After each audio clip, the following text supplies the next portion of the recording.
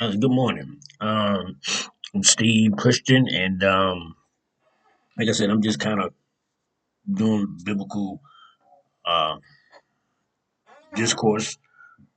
Just like I was saying earlier, it's more for me than just things that's in my heart, and the Word of God is in my heart. And I'm just trying to put it out there um, to get what's in my heart out there. Again, it's not about any likes, dislikes, followers, or any of those things. It's just something I do, something the Lord has put in my heart to do. So I think we going back, I was discussing about two men that were in bondage. And I was coming out of Mark uh, chapter,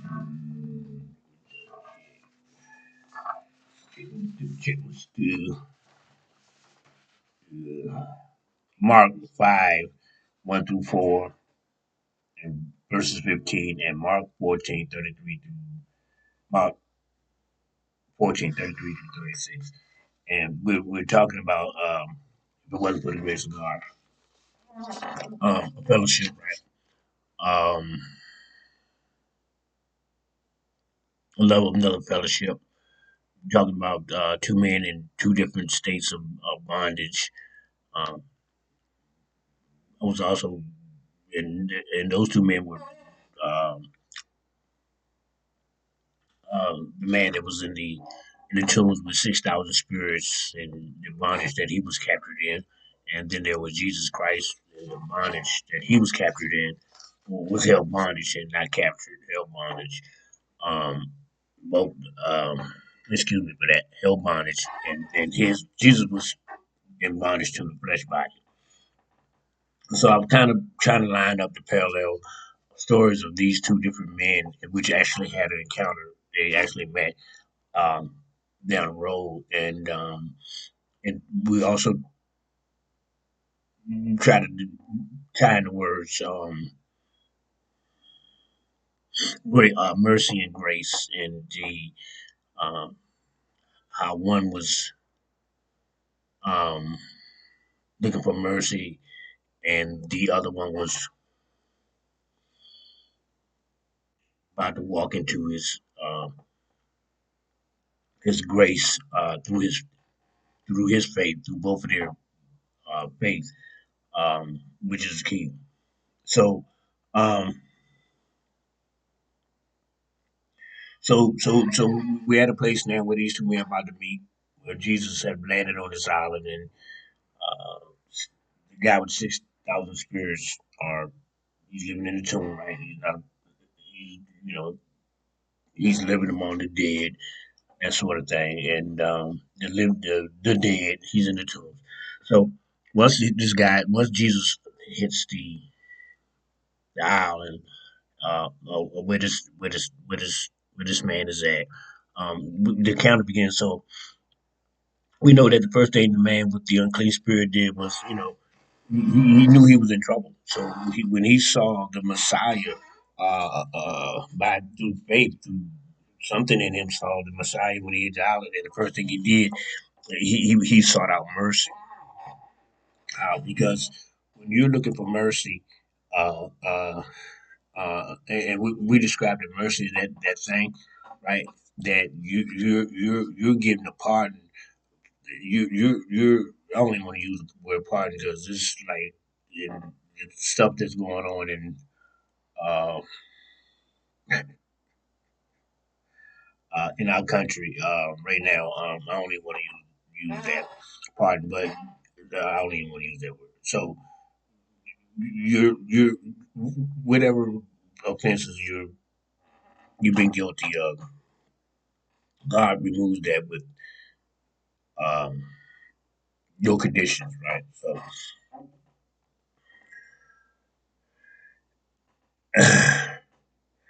um, if we study the parallels of the divine lesson for those um, in the church and for those outside of faith, find that we find Jesus in the Garden of Gethsemane, and we find a man in the tombs. And so the comparison would be where Christ in Christ in Gethsemane was going to God the Father because uh, Christ's time of crucifixion was about to come, right? And and Christ went to a place to pray after the Last Supper, and he was like, pretty much, he was like, "Look, Father, if there is any other way, take this cup from me," right? Because Christ knew that he had to bear the sins of the world, and but he also understood that and he had to bear it through um, through the process of going upon being hung on a cross.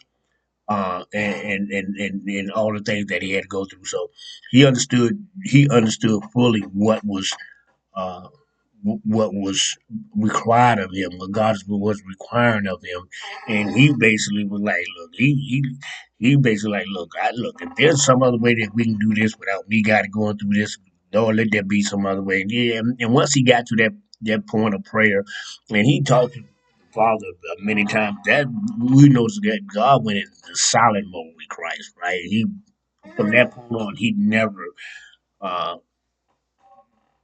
he didn't respond back to him. He just didn't respond back to him.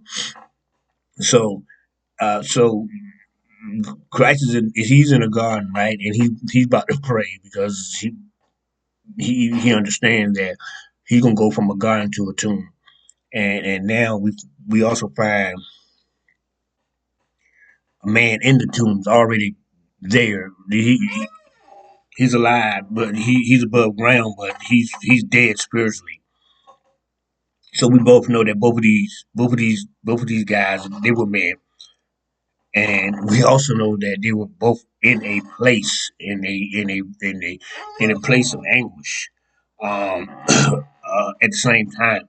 And and Christ was in a garden, was in a place where many people would like to look at, like to visit. People like to go to gardens and look at stuff like that.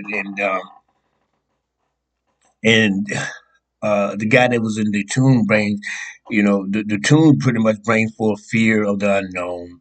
Gardens make one happy or cheerful, and it brings brightness and warmth to the soul. And a tomb is a tomb is a reality check, right? When you go to a graveyard, it's like a reality check. Like, man, this is real. This is a real deal, and it makes you reflect back on your morality. It doesn't make you analyze your success as much as it makes you analyze what you have accomplished, right? When you go to tomb, you ain't like, man, I've done this, what the good positive things make you think about the things that you have not. It's a reality check of your personal inventory. People normally don't visit tombs as they would a garden. One brings forth the reproduction of a planet life, the garden, right? And with the tomb, one is brought to it in planets, right? One man came from among the tombs. Uh, the other man was about to enter the tombs. So we have Christ Jesus. He got these three guys with him, right? His disciples. And he tells these three close friends first to come, right? To come with him, and then to wait. This is the call. After the call, he asked them to wait and watch while he went off to pray. This tells me two things. Um, when there's anguish and distress and those things are in your mind, the first thing we do is we probably pretty much go and tell somebody, right? This, we don't gotta. we got to go share it. We got to go share our issue and with somebody. And look, most people really don't care, right? They tell you they care and they try to hear your problems and this, that, and the other. But what I had to learn was what, what God had put me through personally was that I, I had to come from among the situation or the people or whatever was going on in my life, and I had to be separated. And and the issue was with me was that I couldn't do that on my own, right? I couldn't figure out how to separate myself on my own. So the Lord had put me in situations, and well, actually, my decisions, let's get real, right? My decisions put me in situations where um, I had no choice but to be separated and deal with Stevie. I had to deal with me. I had to deal with me. And so looking back then and looking at today, I'm understanding clearly that um, in order to get clarity, in order for the Lord to give me clarity, I have to um, separate myself from my situation. Because when I'm in the midst of my situation and things are going down into my situation, I can't clearly see it when I'm inside of it doing it, right? I got to come out of it, right? It's a maturity thing, man. You got to come out of it to see it. You got to come out of it. You got to take yourself out your issues, right? To see what your issues are in your situation, if that makes sense. So, and then we just got to wait. Right? We gotta wait it out. We gotta do prayer. We gotta have prayers. We gotta wait it out. We gotta pray to God, and we gotta wait it out. And the waiting it out is not for God to do something miraculously to change it. We gotta wait it out for God to give us something, give us grace, give us illumination in our minds to clear to see our mistakes in our decisions and how our decisions have affected not only ourselves but the people that surround us. And when you start seeing that how it not only how it affects you, your decisions because of the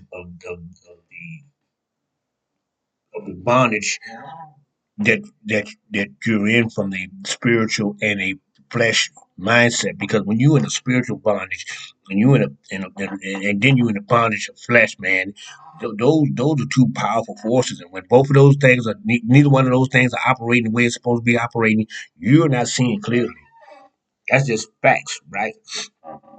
So the grace of God allow us to see that, but also most importantly allow us to see how it affects how our spiritual and our physical bondage affects everything around us, even a stranger. You don't even know people you walk by the store. It affects, man. And then it definitely affects your loved ones and that sort of thing. So,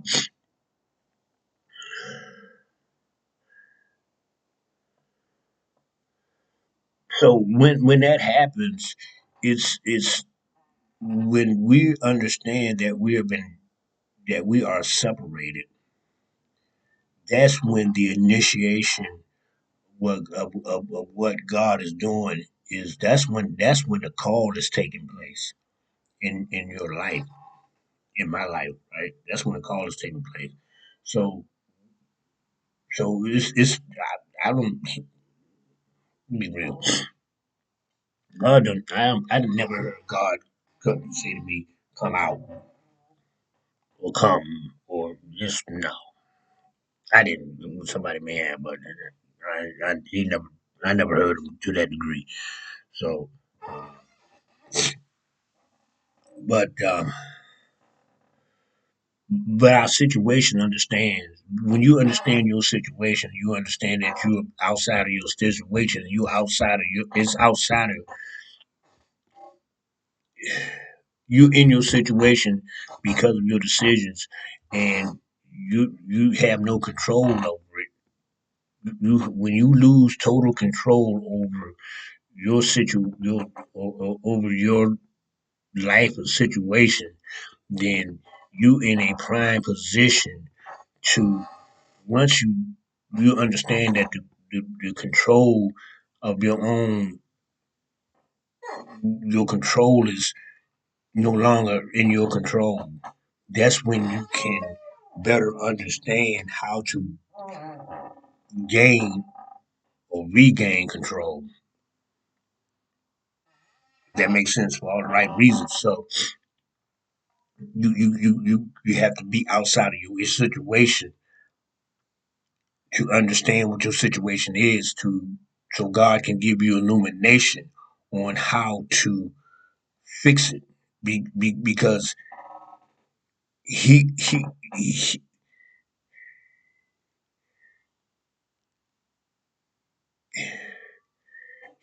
he has blessed me enough to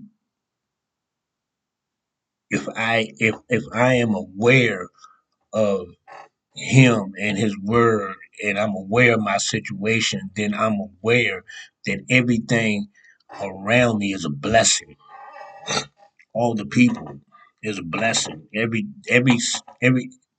my situation is a blessing, right? Everything is a blessing if I understand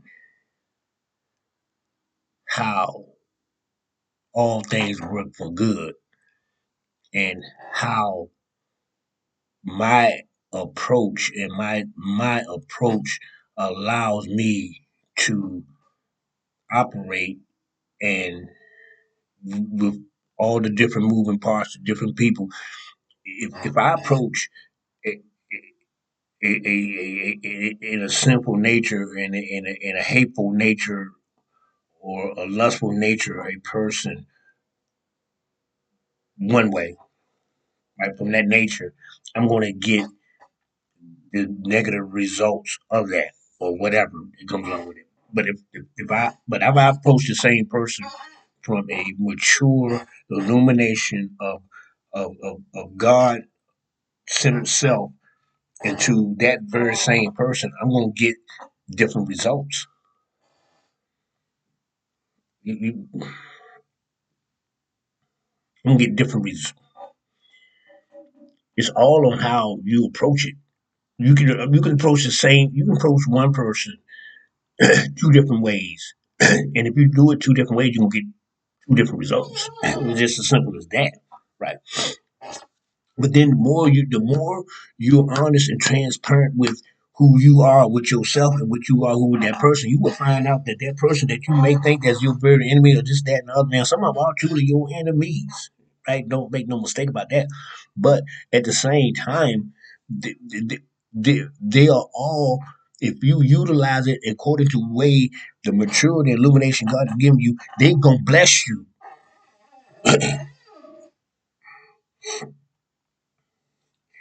and they're going to help mold or design or get you to where you need to go because you're doing it according to the will of God, not by his will to control them or God's by the will of God's mind, God's revelation of Himself in your mind, which is illumination, which is His will, His working His way. His will is working through you because you understand how to use what's up here. I don't know if that makes sense.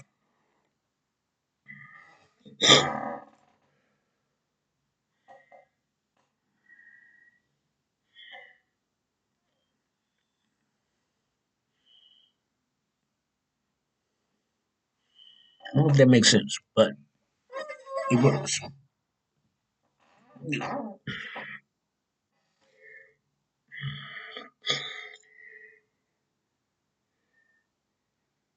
he works he works through you.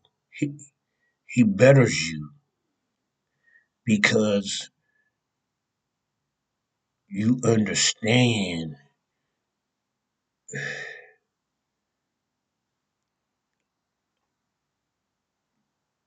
how to make the right decisions according to your moral concepts of who the Lord is and his expectations.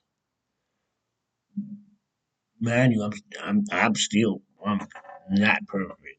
Trust me, I blow up. I go from 0 to 100 like that. That's because I'm passionate. Um,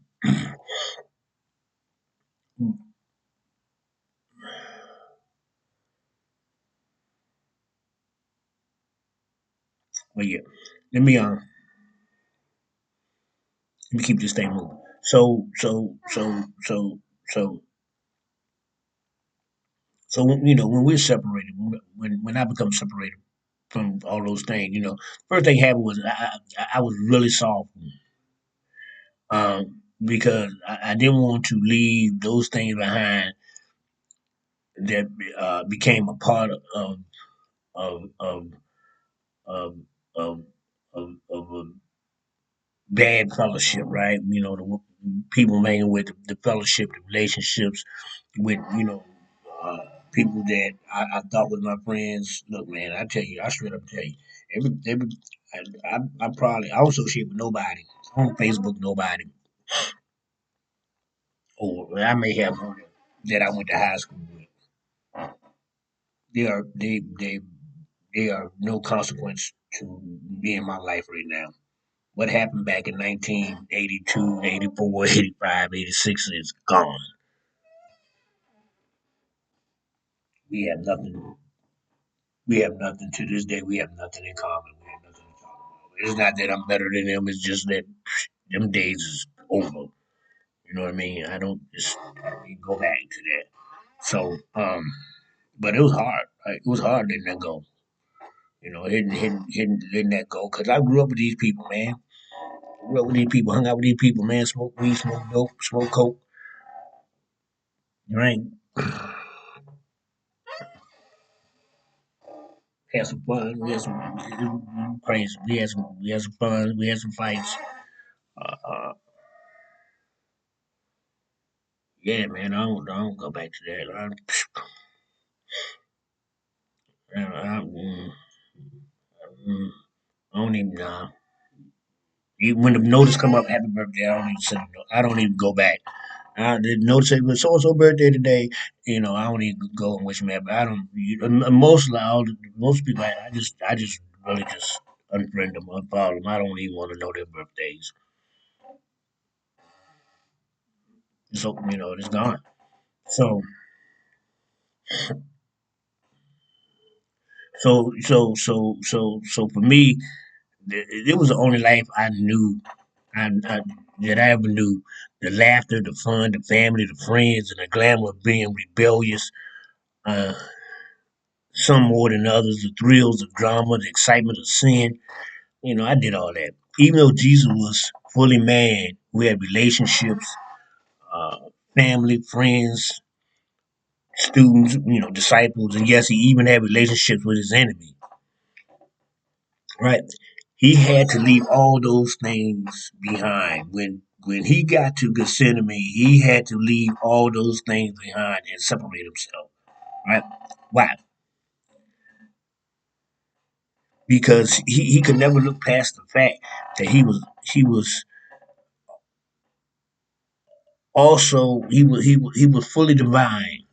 He was in flesh, and he was a fully divine God, spirit. He was spirit first, and then he was man. He was spirit first, then he was man. So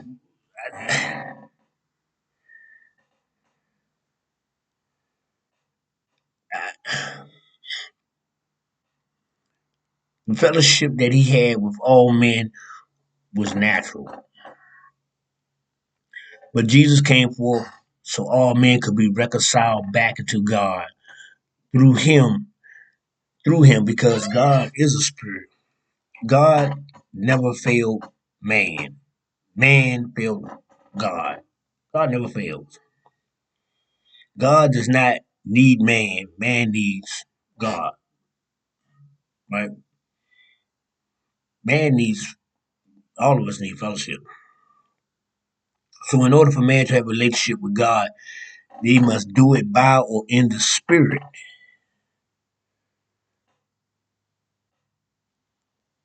So in order for men to have a relationship with God, they must do it by or in the spirit, because God is a spirit.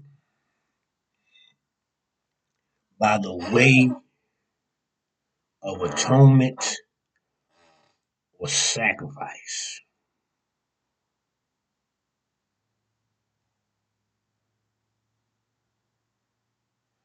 Jesus understood that there was nothing more important and pressing than the fellowship he had with the Father.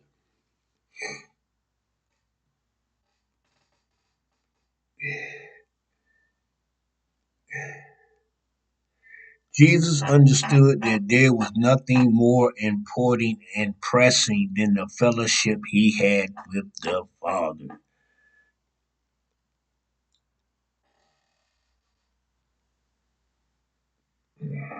I take that as you want it. I ain't even.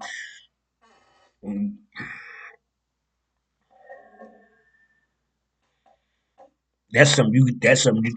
I'm not even gonna try to nail that and sink that in. If you can't understand what I just read right there, Jesus understood there was nothing more important and pressing than the fellowship he had with the Father.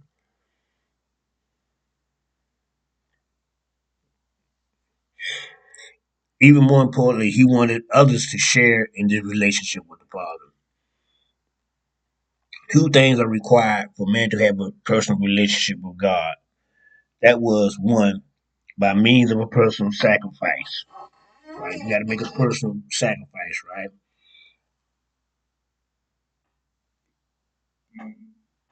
Finding mercy.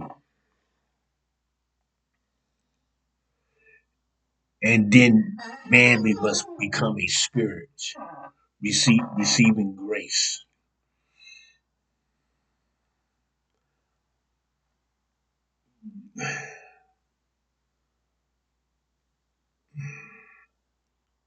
The personal sacrifice is saying,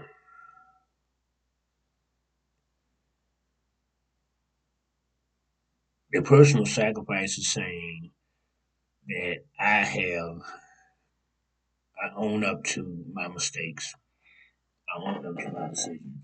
I accept all the negative things that I have done to other people. I don't need to be a part of a cult, a drinking or drug class to say uh, to make amends. You got to go back and say this and apologize to that person. No,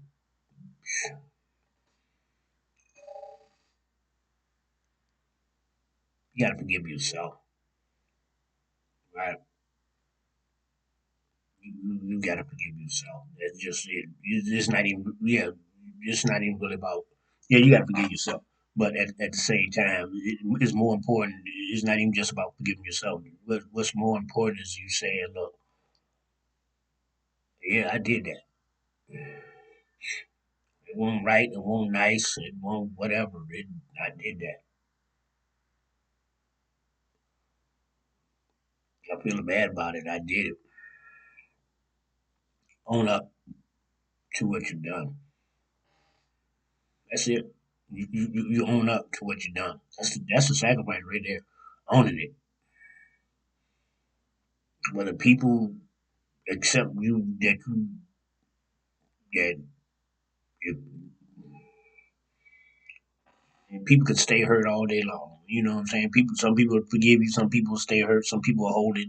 And you can't hold it because they still holding on to it. You can't hold it and like jump through hoops to show them that I'm sorry.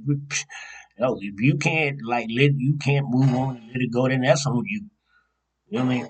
But I'm not gonna allow you to hold me bondage or hold that bondage to me because you can't let it go. You know what I mean? Yeah, I did what I did, but whatever. So that's why the relationship with Christ was saying with his father is more important than anybody. Cause look, don't care if somebody don't forgive you or this, that, and other man. As long as God forgive you, bro, you straight,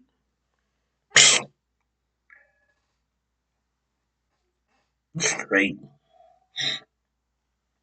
That's the only fellowship that matters above all fellowships, bro. That one right there with God the Father. So you gotta own up to it, right? You gotta own up to it. You gotta own up to it, what you've done. And then you gotta say, you gotta own up to it and say, well, you know what? I didn't like it. I didn't like me. What I did, when I did, what I did, what I did. I like what I did, what I did, what I did, because I did it, right? And I ain't understand it, right? But now that I look back on it, I reflect, and I look at it, and say, God dang, that's ugly. Dang, that's ugly. I did that. Man, that was pretty crazy, right? Yeah, but that's when you own what you did, and then you own it, and you more or less say, man, that was foul. What I did was foul. You ain't got to go out there and confess it to the world, confess your sin. If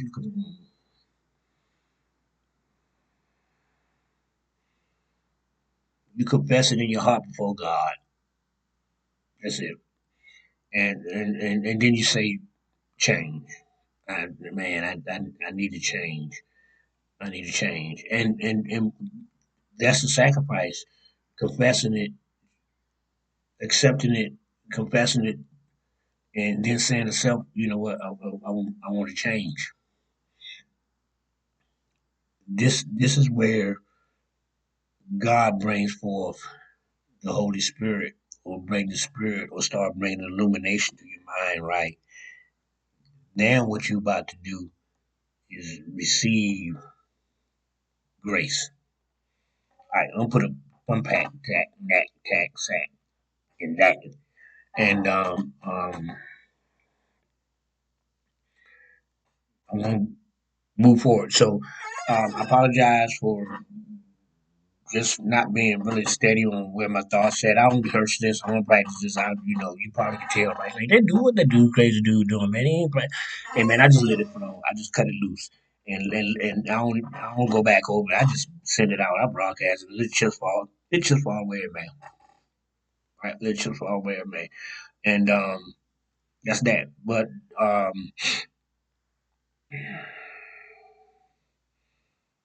yeah, so that's that. So I will pick up somewhere. I'll get better at doing this. Um, I get better doing this. But yeah, I will pick up that. And I probably will have to look at that a little bit before I jump on and start recording. And